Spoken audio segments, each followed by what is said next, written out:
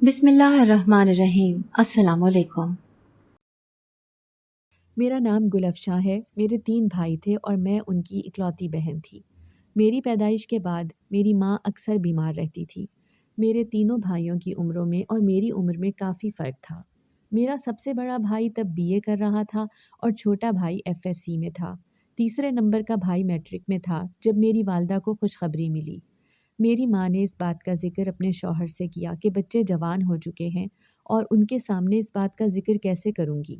انہوں نے میرے والد سے کہا کہ ہم ڈاکٹر کے پاس جاتے ہیں اور اس سے چھٹکارا حاصل کر لیتے ہیں، کیونکہ انہیں یہ خوشخبری عمر کے پچھلے حصے میں ملی تھی اور اس وجہ سے وہ اپنی اولاد کے سامنے ایسی حالت میں جانے سے ہچکچا رہی تھی۔ لیکن میرے والد نے کہا کہ کوئی ضرورت نہیں، یہ اللہ کے ہی فیصلے ہیں۔ اس لیے میرے والد نے میری والدہ کو اس معاملے میں کافی حوصلہ دیا اور انہوں نے اپنے تینوں بیٹوں کو بھی اس معاملے میں اپنے طریقے سے سمجھا دیا تھا۔ انہوں نے بھی میرے والدین سے اس بارے میں کوئی سوال نہ کیا۔ جب میں ان کے گھر پیدا ہوئی تو میرے تینوں بھائی مجھے ایک گڑیا کی طرح اٹھائے پھرتے اور میری ماں اور میرے باپ انہیں دیکھ کر خوش ہوتے، اور میرا باپ میری ماں سے کہتا کہ تم فضول میں پریشان ہو رہی تھی، دیکھ لو تمہارے بیٹے اپنی بہن سے کتنا پیار کرتے ہیں۔ میری ماں بھی یہ دیکھ کر خوش ہوتی، لیکن میری پیدائش کے بعد ان کی طبیعت بہتر نہ ہو سکی۔ وہ اکثر ہی بیمار رہتی۔ میرے باپ نے میری ماں کا کافی ڈاکٹروں سے چیک اپ کروایا اور ان کا علاج کروایا۔ ڈاکٹروں نے انہیں بلڈ کینسر کا بتایا اور یہ بھی بتایا تھا کہ ان کی زندگی کے دن کم ہیں۔ یہ خبر میرے گھر والوں پر قیامت بن کر ٹوٹی۔ میری ماں نے میرے باپ سے کہا کہ میرے بعد میرے بچوں کا خیال رکھنا۔ باپ نے انہیں حوصلہ دیا اور کہا کہ تم ایسی باتیں کیوں کر رہی ہو، جلدی سے ٹھیک ہو جاؤ گی اور اپنے بچوں کی خود دیکھ بھال کرو گی۔ لیکن خدا کو کچھ اور ہی منظور تھا۔ 2 مہینوں کے بعد میری ماں ہمیں چھوڑ کر اس دنیا سے رخصت ہو چکی تھی۔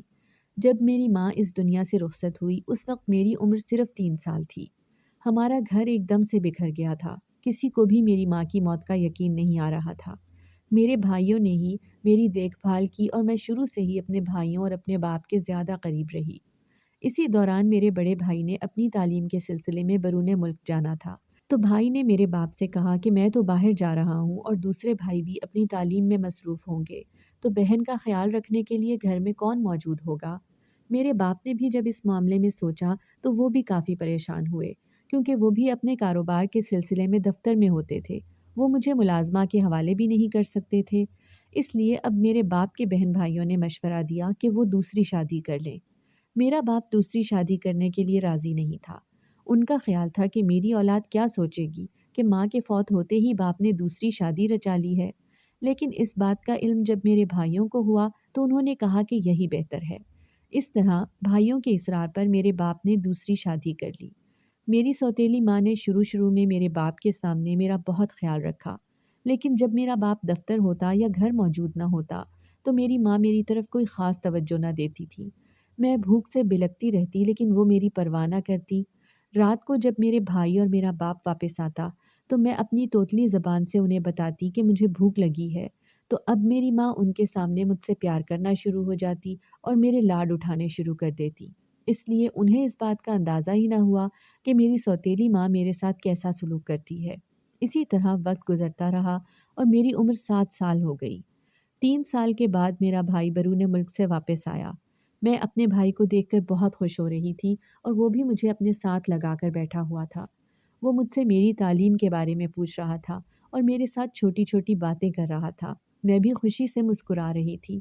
اسی طرح کچھ دن گزرے کہ گھر میں بڑے بھائی کی شادی کا شور اٹھا۔ میں نے جب اپنے بڑے بھائی کی شادی کا سنا تو میں بے حد خوش ہوئی۔ جب مجھے پتہ چلا کہ میرے بڑے بھائی کی شادی میری سوتیلی ماں کی بھتیجی سے طے ہو نہ پائی ہے تو میں ایک دم سے بجھ گئی، کیونکہ سوتیلی ماں کی بھتیجی اور بھتیجے اکثر ہمارے گھر آتے تھے اور وہ میرے ساتھ اچھا سلوک نہیں کرتے تھے۔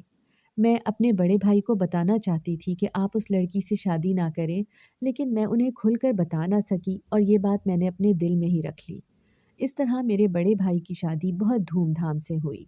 میرا باپ بھی اپنے بیٹے کی شادی پر بہت خوش تھا۔ میرے باپ نے میرے بڑے بھائی کو یہ کہہ دیا تھا کہ اب وہ باہر نہ جائے بلکہ اپنا خاندانی کاروبار ہی سنبھالے۔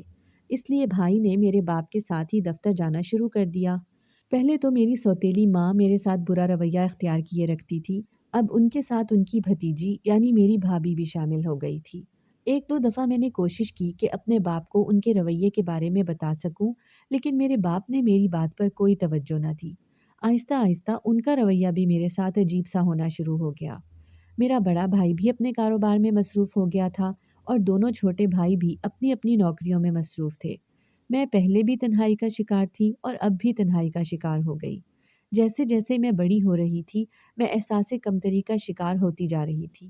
میں کھل کر کسی سے بات نہیں کر سکتی تھی اور اکثر خاندان میں میرے رویے پر باتیں ہونے لگیں۔ میرا باپ تو اب میری ذمہ داری میری سوتیلی ماں پر ڈال کر خود آزاد ہو چکا تھا۔ آہستہ آہستہ میری سوتیلی ماں نے مجھ سے گھر کے کام کروانے شروع کر دیے اور یہ کام وہ مجھ سے میرے باپ اور میرے بھائیوں کی غیر موجودگی میں کرواتی تھی۔ میں انہیں انکار بھی نہیں کر سکتی تھی۔ ایک دو دفعہ میں نے انکار کرنے کی کوشش کی تو انہوں نے مجھے ڈرایا دھمکایا، جس کی وجہ سے میں ان کے غصے سے ڈر کر کام کرنا شروع کر دیتی۔ میں نے میٹرک تک تعلیم حاصل کر لی تھی اور میرے بھائی نے مجھے کہا کہ تم کالج میں بھی تعلیم حاصل کرو، لیکن میری بھابھی اور سوتیلی ماں نے میرے بھائی سے یہ کہا کہ یہ خود ہی آگے نہیں پڑھنا چاہتی، اس نے تو بڑی مشکل سے میٹرک کیا ہے، پہلے کون سے اس کے نمبر اچھے آئے تھے جو اب یہ کوئی مارکا مار لے گی۔ اور یہ حقیقت بھی تھی کہ کسی نے میری تعلیم پر کوئی توجہ نہ دی اور میں پڑھائی میں کوئی اچھے نمبر نہ حاصل کر سکی تھی۔ اس لیے میرے بھائی نے بھی مزید اس بات پر اصرار نہ کیا اور میں آہستہ آہستہ گھر کے کاموں میں مگن ہوتی گئی۔ میں نے اپنی مصروفیت کا ذریعہ گھر کے کاموں میں ڈھونڈ لیا تھا۔ گھر میں جب کوئی مہمان آتا تو میں طرح طرح کے کھانے ان کے لیے بناتی اور ان کی خاطر مدارت کرتی۔ میرے بھائی میرے ہاتھ کا پکا ہوا کھانا کھا کر میری تعریف کرتے۔ اب میرے دوسرے بھائی کی بھی شادی ہو چکی تھی اور اس کی بیوی بھی بہت ہی موڈی اور نخرے والی تھی۔ وہ کم ہی کسی سے بات چیت کرتی تھی اور زیادہ تر اپنے کمرے میں ہی رہتی۔ وہ تو کچن میں جانے کی زحمت ہی نہیں کرتی تھی۔ بڑی بھابھی پھر بھی اپنے اور اپنے شوہر کے لیے کچھ نہ کچھ بنا لیتی تھی، لیکن چھوٹی بھابھی نے جو کچھ بھی کھانا ہوتا وہ مجھے ہی کہتی اور میں ان کے سامنے ان کی بتائی ہوئی چیز حاضر کر دیتی تھی۔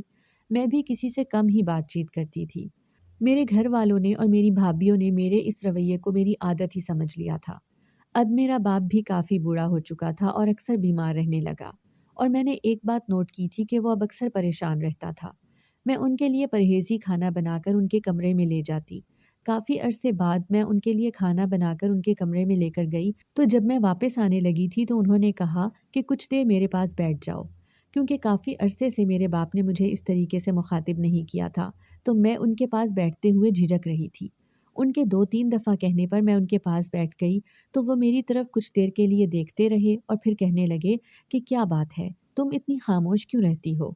میں نے ایک دم سے ان کی طرف نظر اٹھا کر دیکھا کہ آج انہیں اتنے عرصے بعد یہ سوال کیسے پوچھنا یاد آ گیا۔ میں تو بچپن سے ہی خاموش رہنا شروع ہو گئی تھی جب سے انہوں نے دوسری شادی کی تھی، اور انہوں نے اتنے عرصے بعد میرے خاموش رہنے پر غور کیا ہے، لیکن میں نے ان کی کسی بات کا جواب نہ دیا اور اپنا سر جھکا لیا۔ کچھ دیر کے بعد انہوں نے اپنا ہاتھ میرے سر پر رکھا اور کہنے لگے کہ میں تمہارا باپ ہوں، تمہیں جو بھی پریشانی ہے تم مجھ سے کر سکتی ہو۔ مجھے علم ہے کہ گھر والے تمہارے ساتھ رویہ اچھا نہیں رکھتے، لیکن میں کوشش کروں گا کہ گھر والوں کو اس بارے میں سمجھا سکوں۔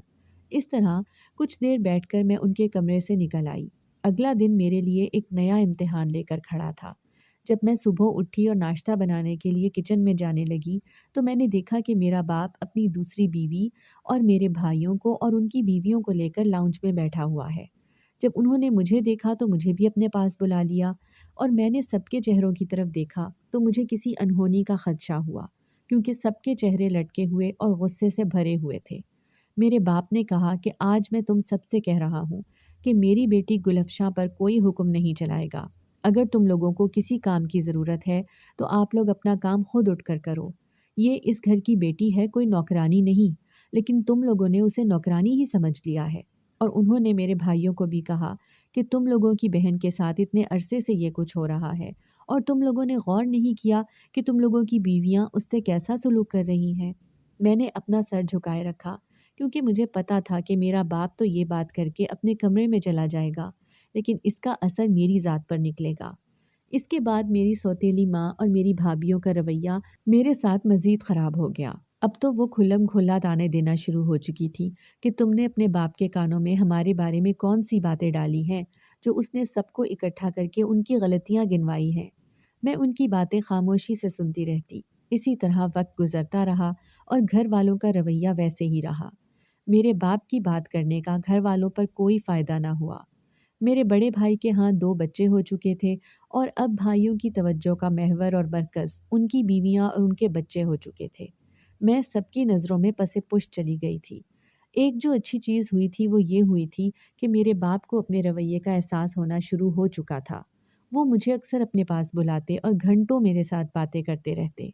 میں ان کا یہ روپ دیکھ کر حیران ہو رہی تھی جو میں آج سے پہلے کبھی نہیں دیکھ سکی تھی۔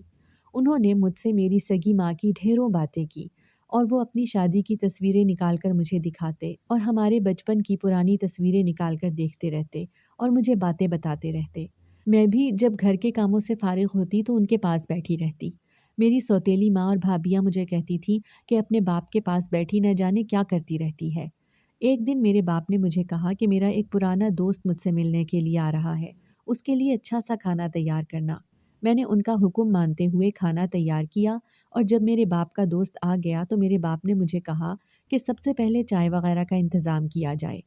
میں نے چائے کے ساتھ دیگر لوازمات ٹرالی پر سجا کر ڈرائنگ روم میں لے کر گئی تو ایک نہایت ہی سوبر انسان میرے باپ کے ساتھ بیٹھا گفتگو کر رہا تھا۔ انہوں نے جب مجھے دیکھا تو میرے باپ سے پوچھنے لگے کہ یہ گل افشاں ہے؟ تو میرے باپ نے ہاں میں سر ہلایا۔ وہ کہنے لگے یہ تو ماشاءاللہ بہت بڑی ہو چکی ہے، میں نے تو اسے تب دیکھا تھا جب یہ 2.5-3 سال کی تھی۔ میں انہیں دیکھ کر پہچان نہ سکی۔ اس طرح کافی دیر بیٹھ کر میرا باپ اور ان کا دوست باتیں کرتے رہے اور جب کھانے کا وقت ہوا تو میں نے کھانا میز پر سجا دیا اور انہوں نے میرے کھانے کی بے حد تعریف کی۔ اس طرح کچھ دیر بیٹھ کر وہ چلے گئے۔ ان کے چلے جانے کے بعد میرے باپ نے گھر والوں کو ایک دفعہ پھر اکٹھا کیا اور کہا کہ میں تم لوگوں سے ایک اہم بات کرنا چاہتا ہوں۔ میں اپنے باپ پر حیران ہو رہی تھی کہ آج وہ کیا بات کرنے جا رہے ہیں، لیکن جو انہوں نے بات کی میں سن کر حیران رہ گئی۔ انہوں نے کہا کہ میں نے اپنی بیٹی کا نکاح کرنے کا فیصلہ کیا ہے۔ جب میں نے ان کی بات سنی تو نظریں اٹھا کر حیرانگی سے اپنے باپ کی طرف دیکھا۔ میرے بڑے بھائی نے کچھ دیر کے بعد میرے باپ سے کہا کہ آپ نے اتنا بڑا فیصلہ ہم سے پوچھے بغیر ہی کر لیا۔ تو میرے باپ نے کہا کہ آج سے پہلے تم لوگوں نے کون سا اس کے معاملات کی خبر گیری کی ہے جو اب میں تم لوگوں سے مشورہ کرتا، اور میں نہیں چاہتا کہ میری بیٹی اس گھر میں نوکروں کی طرح کام کرتی رہے۔ میں ابھی اس کے مستقبل کے بارے میں فیصلہ کرتا ہوں۔ میرے بڑے بھائی نے پوچھا کہ آپ نے اس کا کہاں پہ رشتہ طے کیا ہے؟ تو میرے باپ نے کہا کہ میں اس کا رشتہ اپنے دوست کے بیٹے سے طے کر چکا ہوں۔ میرے ذہن میں ایک دم سے ان کے دوست کا چہرہ آیا جو صبح میرے باپ سے ملنے کے لیے آئے ہوئے تھے۔ میری سوتیلی ماں اور بھابیاں بھی اس نکاح پر راضی نہ تھیں کیونکہ میرے بعد ان کے کام کون کرتا۔ اس طرح میرے باپ نے خود ہی میرا رشتہ طے کر دیا۔ گھر والوں نے ایک دفعہ بھی لڑکے کو نہیں دیکھا تھا اور میں اپنے باپ کے اس فیصلے پر انکار نہ کر سکی، اس لیے خاموشی سے ان کے فیصلے پر سر جھکا لیا۔ تقریباً 15 دن کے بعد میرے باپ نے کہا کہ جمعے کے دن وہ لوگ نکاح کرنے کے لیے آ رہے ہیں، اس لیے نکاح کا انتظام گھر میں ہی کیا گیا کیونکہ نکاح کے لیے چند ہی افراد آ رہے تھے۔ میرے گھر والوں نے بھی نکاح میں شرکت کی اور جمعے کے دن میرا نکاح سادگی کے ساتھ ہو چکا تھا۔ میرے سسرال والے نکاح کا جوڑا لے کر آئے تھے، میں نے وہی جوڑا پہنا تھا۔ میری سوتیلی ماں ایک دفعہ بھی میرے پاس نہ آئی اور نہ ہی کوئی تعریفی اور دعائیہ کلمات کہے تھے۔ میں اپنے کمرے میں ہی موجود تھی، باقی سارے لوگ ڈرائنگ روم میں بیٹھے ہوئے تھے کہ ایک دم سے میرے کمرے کا دروازہ کھلا اور میرا بڑا بھائی اور میرا باپ کمرے میں داخل ہوئے۔ میرے باپ نے میرے سر پر ہاتھ رکھا اور کہنے لگے کہ میں نے پہلے تو صرف تمہارے نکاح کا فیصلہ کیا تھا، لیکن آج ہی تمہاری رخصتی بھی کر رہا ہوں۔ جب انہوں نے یہ الفاظ کہے تو میں نے ایک دم سے سر اٹھا کر ان کی طرف دیکھا اور میری آنکھوں میں آنسو آ گئے تو انہوں نے کہا کہ تمہیں پریشان ہونے کی ضرورت نہیں ہے، یہ میں تمہارے بھلے کے لیے ہی فیصلہ کر رہا ہوں کیونکہ تمہارا جس کے ساتھ نکاح ہوا ہے وہ لڑکا بیرون ملک نوکری کرتا ہے اور اس نے تھوڑے دنوں کے بعد اپنے وطن واپس چلے جانا ہے، تو اس لیے تمہارے سسرال والے چاہتے ہیں کہ وہ تمہیں اپنے ساتھ رخصت کروا کر لے جائیں تاکہ تم دونوں میاں بیوی ایک دوسرے کے ساتھ وقت گزار سکو۔ اس طرح میرے باپ نے ملازمہ سے کہہ کر میرا بیگ تیار کروایا اور میں اپنے باپ کے گلے لگے روتی رہی۔ روتے ہوئے بھائیوں سے ملتی ہوئی اپنے گھر سے رخصت ہو کر سسرال والوں کے ساتھ آ گئی۔ میں سارے راستے روتی ہی رہی کیونکہ آج تک میں اپنے گھر سے دور نہیں گئی تھی۔ میں نے اپنے شوہر کا چہرہ بھی نہیں دیکھا تھا۔ گاڑی میں بیٹھ کر میری کمر تھک چکی تھی اور سفر ختم ہونے کا نام ہی نہیں لے رہا تھا۔ تقریباً 4-5 گھنٹوں کے سفر کے بعد گاڑی ایک بڑے بنگلے میں رکی اور میرے سسر نے مجھے گاڑی سے اترنے کے لیے کہا۔ میں حیران ہو رہی تھی کہ ان کے گھر کوئی بھی عورت نہیں ہے جو مجھے گھر کے اندر لے جائے۔ میں اپنے سسر اور شوہر کے پیچھے چلتی ہوئی گھر کے اندر داخل ہوئی اور میرے سسر نے میرے شوہر سے کہا کہ اسے اپنے کمرے میں لے جاؤ، تو میرے کانوں میں میرے شوہر کے الفاظ پڑے کہ آپ ہی اپنی مرضی سے نکاح کر کے لائے ہیں، آپ اسے کمرے کا راستہ خود دکھا دیں۔ جب یہ الفاظ میرے کانوں میں پڑے تو میرا دل اتھاہ گہرائیوں میں گر گیا کہ کیا یہ نکاح ان کی مرضی کے بغیر ہوا ہے؟ میرے سسر نے مجھے میرے کمرے کا راستہ دکھایا اور مجھے کمرے میں داخل کروا کر وہ تو واپس چلے گئے اور کہنے لگے کہ میں ملازمہ کے ہاتھ کھانا وغیرہ بھجواتا ہوں۔ اس طرح کچھ دیر کے بعد ملازمہ کمرے میں آئی اور اس نے کھانا وغیرہ اور میرے کپڑوں کا بیگ رکھ کر چلی گئی۔ کافی دیر بیٹھی میں اپنے شوہر کا انتظار کرتی رہی، لیکن میرا شوہر کمرے میں نہ آیا۔ میں سفر سے بھی کافی تھکی ہوئی تھی، اس لیے میں نے اپنے آرام دہ کپڑے نکالے اور تبدیل کر کے لیٹ گئی۔ اگلی صبح میری آنکھ فجر کی اذان سے کھلی اور میں نماز پڑھنے کے لیے وضو کرنے باتھ روم میں چلی گئی۔ میں نماز پڑھ رہی تھی کہ کمرے کا دروازہ کھلا اور میں نے نگاہ اٹھا کر دیکھا تو ایک خوبصورت شخص کمرے کے دروازے پر کھڑا تھا۔ میں فوراً ہی جانماز سے اٹھ کر کھڑی ہو گئی، لیکن وہ شخص کمرے کا دروازہ زور سے بند کرتا ہوا کمرے میں داخل ہوا اور اونچی آواز سے کہنا شروع ہو گیا کہ تم اپنے دماغ میں ایک بات بٹھا لو کہ میں تم سے نکاح کر کے تمہارے ساتھ زندگی گزارنے کا فیصلہ نہیں کروں گا، بلکہ یہ نکاح میرے باپ نے مجھے مجبور کر کے کروایا ہے۔ اس نکاح میں میری کوئی بھی رضامندی شامل نہیں ہے۔ یہ بات کر کے اس نے میری ذات کی دھجیاں اڑا دی تھی اور میں اس کی بات کا کوئی جواب نہ دے سکی اور خاموشی سے سنتی رہی۔ اس طرح کچھ دیر کے بعد وہ کمرے سے باہر چلا گیا۔ میں ویسے ہی کافی دیر بیٹھی رہی کہ کچھ دیر کے بعد میرا سسر کمرے میں داخل ہوا اور کہنے لگا کہ میں اپنے بیٹے کے رویے کی تم سے معافی مانگتا ہوں۔ دراصل وہ یہ نکاح نہیں کرنا چاہتا تھا، لیکن میں اس کی شادی پاکستان میں ہی کرنا چاہتا تھا اور اس لیے ابھی وہ غصے میں ہے، لیکن کچھ عرصے بعد وہ ٹھیک ہو جائے گا۔ میں ان کی بات سن کر خاموش ہو گئی۔ میرے ذہن میں یہ سوال اٹھ رہے تھے کہ اگر میرے باپ کو یہ بات معلوم تھی تو انہوں نے میرے ساتھ اتنا بڑا ظلم کیوں کیا؟ کیا میرا باپ مجھے گھر میں 2 وقت کا کھانا بھی نہیں کھلا سکتا تھا، جو مجھے نکاح کے فوراً بعد ہی رخصت کروا کر اس جہنم میں دھکیل دیا ہے؟ لیکن میرے پاس ان سوالوں کا کوئی بھی جواب نہ تھا۔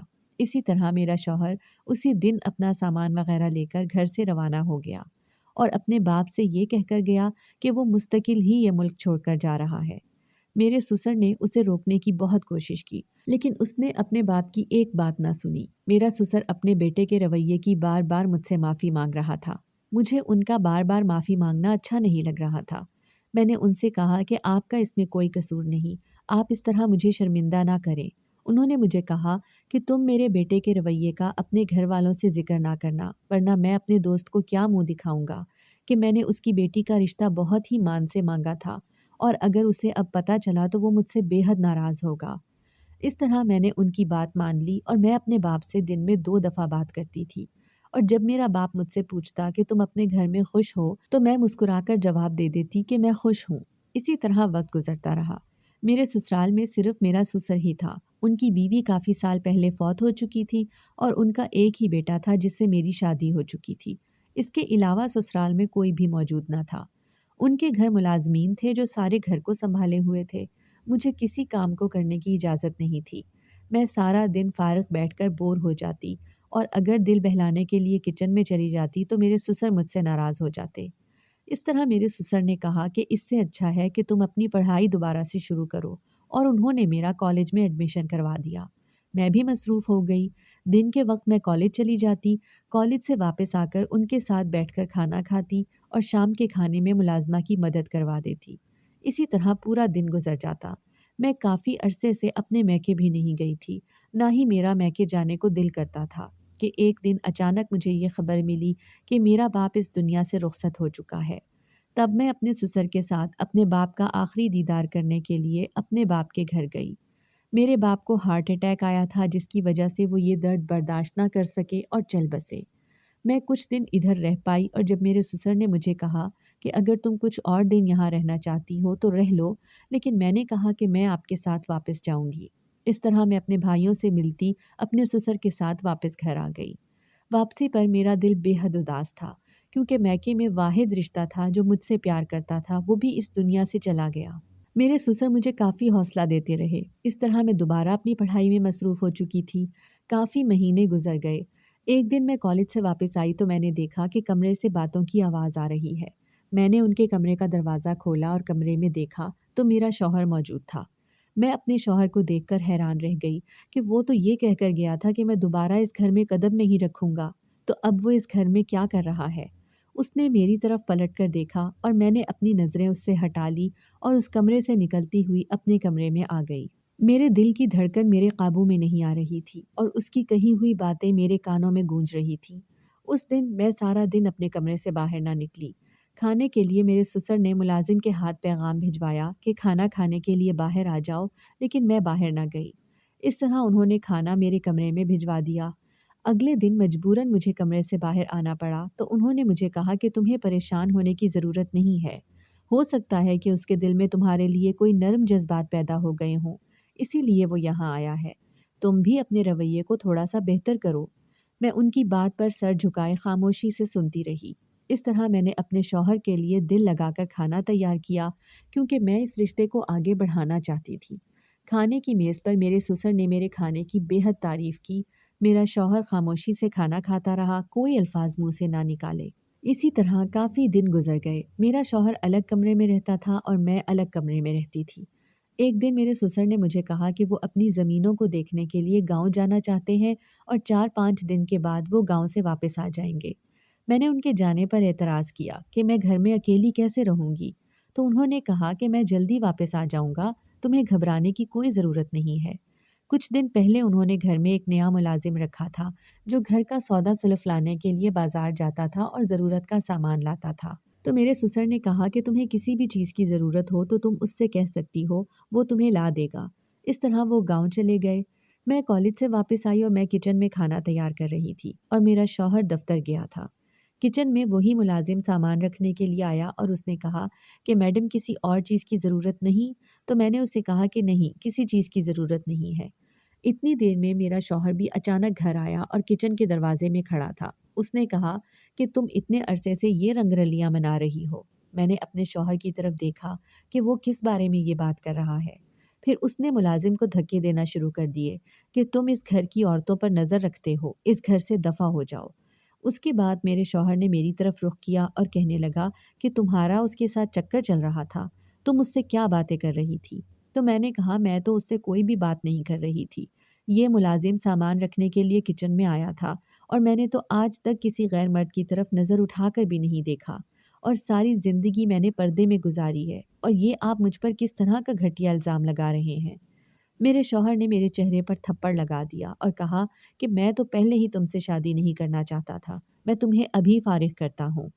میں اپنے شوہر کی منت سماجت کرنے لگی کہ اگر وہ میرے ساتھ زندگی نہیں گزارنا چاہتا تو نہ گزارے، لیکن مجھے طلاق نہ دے، ورنہ میرے گھر والوں نے مجھے ہی قصوروار ٹھہرانا ہے۔ لیکن میرے شوہر نے میری ایک بات نہ سنی اور وہ 3 لفظ منہ سے نکال دیے اور میرا بازو پکڑ کر گھر سے باہر نکال دیا۔ میں اس کی منت کرتی رہی کہ میرے سسر کو تو واپس آ لینے دو، لیکن اس نے ایک بات نہ سنی اور دروازہ بند کر دیا۔ مجھے ایسا لگا کہ میں ایک دم سے بے گھر ہو چکی ہوں، کیونکہ اس شہر میں میں کسی کو نہیں جانتی تھی اور نہ ہی مجھے یہاں کے راستوں کا علم تھا۔ میں کالج ڈرائیور کے ساتھ جاتی تھی اور ڈرائیور کے ساتھ ہی واپس آتی تھی۔ کافی دیر سڑک پر یوں ہی چلتی رہی کہ میں ایک کار سے ٹکراتے ہوئے بڑی مشکل سے بچی۔ اس کار سے ایک عورت نکلی اور مجھے کہنے لگی کہ تمہارا دماغ کہاں ہے، تم سڑک کے بیچوں بیچ چل رہی ہو۔ میں غائب دماغی سے اس عورت کی طرف دیکھنے لگی تو اس عورت نے مجھے کہا کہ تمہاری طبیعت تو ٹھیک ہے؟ ابھی وہ یہ لفظ کہہ ہی رہی تھی کہ مجھے اپنا سر چکراتا ہوا محسوس ہوا اور میں ایک دم سے نیچے گر گئی۔ اس عورت نے مجھے سہارا دیا اور مجھے لے کر ہسپتال چلی گئی۔ کچھ گھنٹوں کے علاج کے بعد ہسپتال نے مجھے فارغ کر دیا تو اس عورت نے مجھ سے میرے گھر کا پتہ پوچھا۔ میں نے اسے کہا کہ میرا کوئی گھر نہیں ہے، میرے شوہر نے مجھے طلاق دے کر گھر سے نکال دیا ہے۔ اس عورت نے کہا کہ ادھر ایک لڑکیوں کا ہاسٹل ہے، میں تمہیں وہاں چھوڑ دیتی ہوں۔ اس طرح وہ مجھے لے کر ہاسٹل میں آ گئی اور وہاں پر میرے رہنے کا انتظام کروایا۔ اس کے بعد سے میں وہاں رہنے لگی۔ وہاں رہتے ہوئے میں نے نہ ہی اپنے گھر والوں سے رابطہ کیا اور نہ ہی میں نے اپنے سسر سے رابطہ کرنے کی کوشش کی، کیونکہ جس رشتے کی بنا پر ان سے تعلق تھا وہ رشتہ ہی ختم ہو گیا تھا، تو ان سے رابطہ کرنے کا کیا فائدہ تھا؟ اس طرح مجھے اس ہاسٹل میں رہتے ہوئے 4 ماہ گزر گئے۔ अब मैं उस माहौल की आदी हो चुकी थी। एक दिन मैं अपने कमरे में बैठी हुई थी कि इस हॉस्टल की एक मुलाजमा मेरे कमरे में आई और कहने लगी कि इस हॉस्टल के मैनेजर साहब का आपके लिए पैगाम लेकर आई हूँ, वो आपसे शादी करना चाहते हैं। मैंने जब ये बात सुनी तो मेरा गुस्से से दिमाग फटने वाला हो गया कि अगर मेरे पास रहने के लिए कोई जगह नहीं है तो मुझे इस हॉस्टल में रहने के लिए इसके मैनेजर से शादी करना होगी, और ये बात मैं हरगिज़ भी बर्दाश्त नहीं कर सकती थी। इसलिए गुस्से से मैंने उस मुलाजमा से कहा कि मैं तुम्हारे मैनेजर से मिलना चाहती हूँ।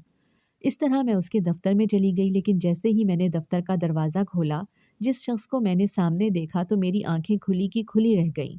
मेरे सामने वही मुलाजिम खड़ा था जो हमारे घर काम करता रहा था। मैं हैरान रह गई कि ये तो हमारे घर में मुलाजिम के तौर पर काम करता था और यहाँ एक सूट बूट में सोबर सा इंसान लग रहा था। मैंने उसे कहा कि तुम यहाँ क्या कर रहे हो? तो उसने कहा कि आप बैठें, मैं आपको सारी बात बताता हूँ। उसने मुझे सारी बात बतानी शुरू की कि आपके ससुर मुझे काफ़ी अरसे से जानते थे और जब से उन्होंने आपका निकाह अपने बेटे से करवाया था, उनका बेटा इस निकाह पर राज़ी नहीं था, तो वो आपके साथ हुई नाइंसाफ़ी की तलाफ़ी करना चाहते थे। लेकिन आपके ससुर इस बात पर काफ़ी परेशान थे कि उन्होंने आपकी ज़िम्मेदारी उठाई हुई है और इसके लिए वो आपका कहीं और जगह पर रिश्ता करवाना चाहते थे, क्योंकि आपके मेके वालों ने तो आपकी तरफ से नज़र ही हटा ली थी। मैं चाहता था कि आप मुझे करीब से देख लें और मुझे परख लें, फिर ही कोई फ़ैसला करें। इसलिए आपके घर में मुलाजिम बनकर आया था।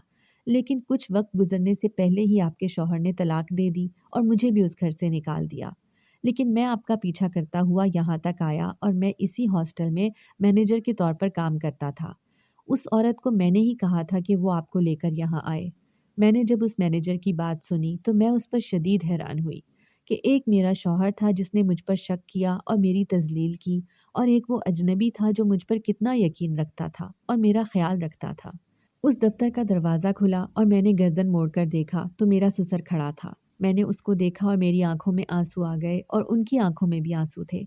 उन्होंने कहा कि मैं जानता था कि तुम यहाँ मौजूद हो, लेकिन तुम इद्दत में थी इसलिए तुमसे राब्ता ना हो सका। मैं अपने बेटे के रवैये पर शदीद शर्मिंदा हूँ और मैं तुमसे माफ़ी मांगता हूँ कि उस दिन ना ही मैं ज़मीनों पर जाता ना तुम्हारे साथ ये सब कुछ हुआ होता। इसलिए मेरे ससुर ने कहा कि मैं तुम्हारे निकाह का फ़ैसला करता हूँ। तुम इससे निकाह कर लो ताकि मैं भी सुकून से रह सकूँ कि तुम अपनी ज़िंदगी में खुश हो। इस तरह मेरे ससुर ने उस मैनेजर के साथ मेरा निकाह करवा दिया। मेरे शौहर ने हर तरह से मेरा ख्याल रखा और मेरी हर उस महरूमी को पूरा किया जो सारी ज़िंदगी मैंने महसूस की थी। मुझे अपने भाइयों पर भी बेहद गुस्सा था कि उन्होंने एक दफ़ा भी पीछे मुड़कर मेरा हाल ना पूछा कि मैं किस हाल में हूँ। लेकिन मैं अपने शौहर के साथ अपने मैके एक दफ़ा ज़रूर गई और उन्हें बताया कि मेरे साथ क्या हो चुका था। मेरे भाइयों ने जब मेरी रुदात सुनी तो उन्हें भी शदीद शर्मिंदगी हुई और उन्होंने अपने रवैये की मुझसे माफ़ी मांगी। उन्होंने मुझे कहा कि अब मैं इस घर में रहूं, लेकिन मैंने उनकी बात मानने से इनकार कर दिया।